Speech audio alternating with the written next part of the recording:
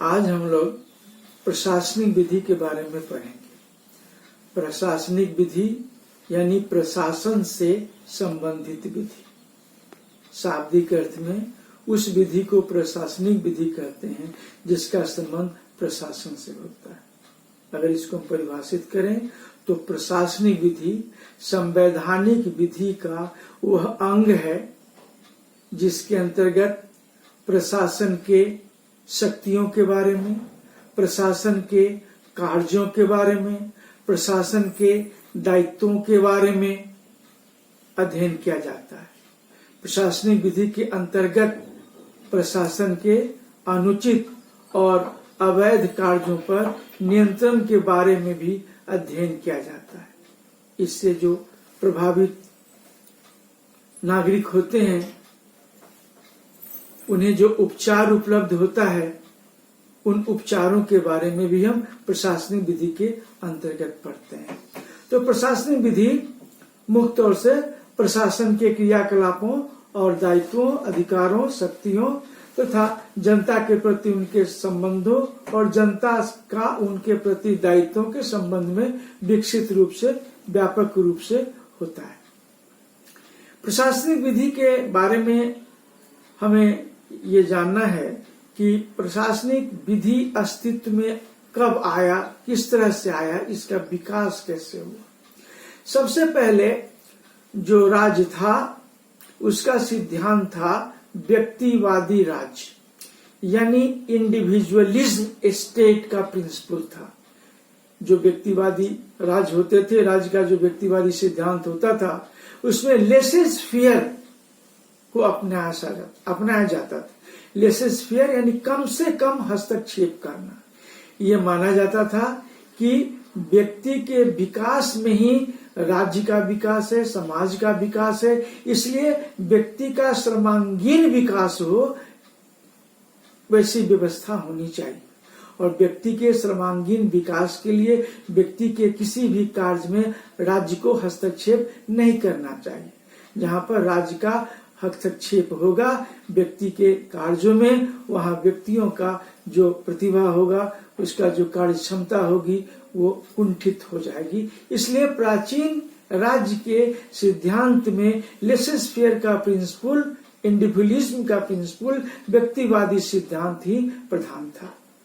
धीरे धीरे लोगों ने महसूस किया, राज्य ने यह महसूस किया कि नहीं, समाज के विकास में ही व्यक्ति का विकास है।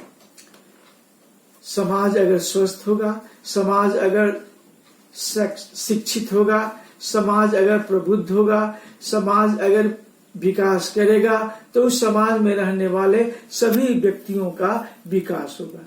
इसलिए व्यक्ति समाज से अलग नहीं है बल्कि व्यक्ति एक सामाजिक प्राणी है।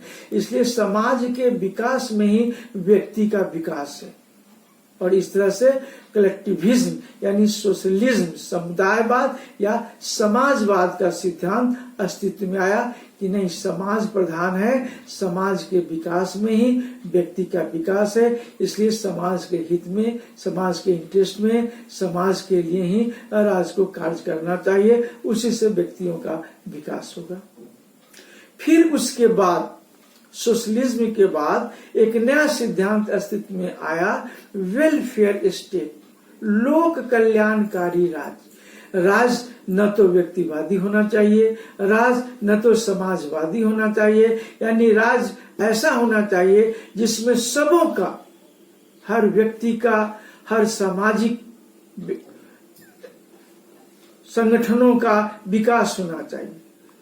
राज्य कैसा होना चाहिए जहां लोगों का कल्याण हो। लोक कल्याणकारी राज्य यानी वेलफेयर स्टेट का कंसेप्ट लोगों के, राज्य के अस्तित्व में आया और इस तरह से राज्य का कार्य क्षेत्र व्यापक हो गया, विस्तृत हो गया।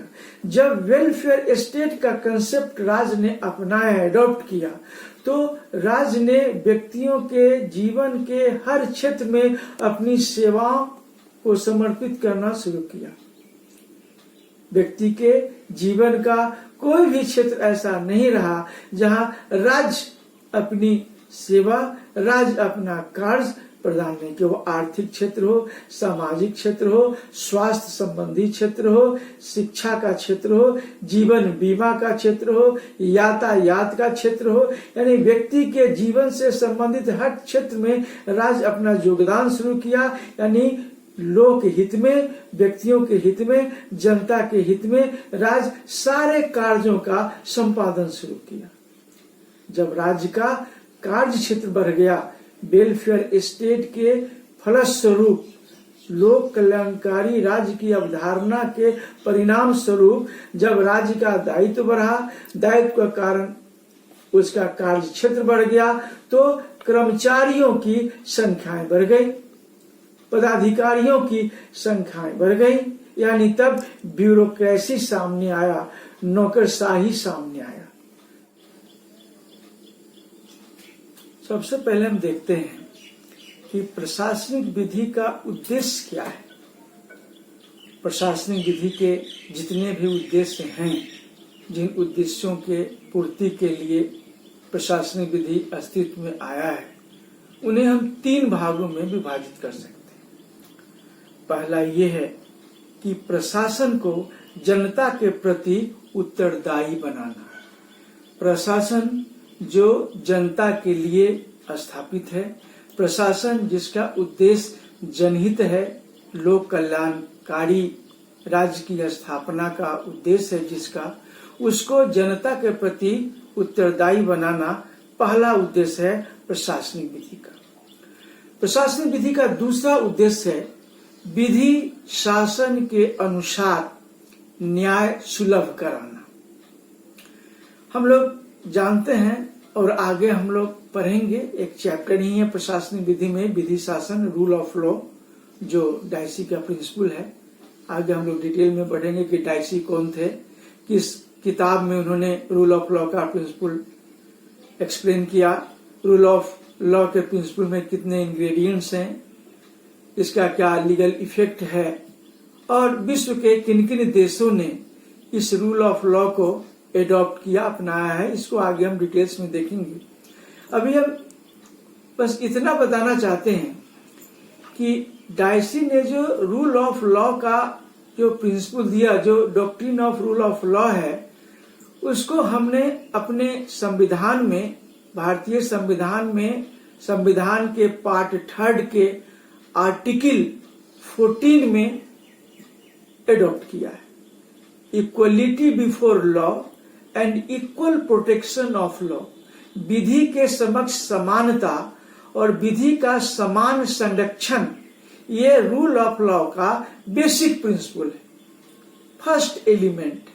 तो प्रशासन का उद्देश्य है विधि के समक्ष समानता और विधि का समान संरक्षण के अनुसार कार्य करना। तो विधि शासन के अनुसार कार्य करना, विधि शासन के अनुसार न्याय सुलभ कराना ही प्रशासनिक विधि का उद्देश्य है। और तीसरा उद्देश्य है रिमेडीज के बारे में, उपचार के बारे में, कि अगर कोई व्यक्ति किसी कार्य से, प्रशासनिक क्रियाकलापों से अगर प्रभावित हुआ है, उसका अहित हुआ है, उसके कानूनी अधिकारों की अवहेलना हुई है, तो उसे उपचार किस प्रकार मिलेगा। जो रिमेडीज है, जो कॉन्स्टिट्यूशनल रिमेडीज है, जो संवैधानिक उपचार हैं, उन संवैधानिक उपचारों के अंतर्गत लोक हित में, लोक कल्याणकारी राज्य की स्थापना के लिए कार्य करना, ये उद्देश्य है प्रशासनिक विधि का। शेष अब अगले क्लास में। Thank you.